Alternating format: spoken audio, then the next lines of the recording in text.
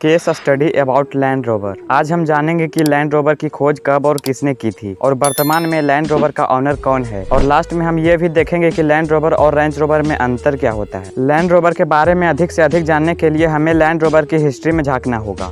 दरअसल land rover की खोज 1947 में रोवर कंपनी के टेक्निकल डायरेक्टर मॉरिस विल्क्स और उनके भाई स्पेंसर विल्क्स ने की, जो कि रोवर कंपनी के मैनेजिंग डायरेक्टर थे। अब आप सोच रहे होंगे कि रोवर क्या है। तो बेसिकली रोवर एक साइकिल मैन्युफैक्चरर कंपनी थी, लेकिन आगे चलकर ये बाइक्स और कार्स भी मैन्युफैक्चर करने लगी। हालांकि रोवर ने अभी तक लैंड रोवर की कोई भी व्हीकल मार्केट में नहीं उतारी थी, बट फाइनली एक साल बाद अप्रैल 1948 में अमेरिका के एम्स्टर्डम मोटर के शो में पहला लैंड रोवर JUE 477 लॉन्च कर दिया गया, जो कि रोवर के लिए बहुत बड़ा सक्सेस था, जिसे बाद में सीरीज 1 के नाम से भी जाना गया। और साल के अंत तक लैंड रोवर आसपास के लगभग 70 देशों में एक्सपोर्ट हो चुका था। लेकिन उन्हें लैंड रोवर में एक कमी दिखती है। दरअसल लैंड रोवर अब तक सिर्फ 2 व्हील ड्राइव थी, मतलब लैंड रोवर के सिर्फ पीछे के 2 टायर में ही पावर जाता था। इसी चीज को देखते हुए रोवर ने साल 1950 में लैंड रोवर को 4 व्हील ड्राइव सिस्टम के साथ लॉन्च किया, जो कि रोवर के लिए बहुत बड़ा सक्सेस बना। और फाइनली 10 साल सब कुछ सही चलने के बाद साल 1958 में कुछ नए बेहतरीन फीचर्स के साथ लैंड रोवर का सीरीज 2 भी लॉन्च कर दिया गया। और साल 1966 के आते आते लैंड रोवर के कुल 5 लाख प्रोडक्शन भी हो चुके थे।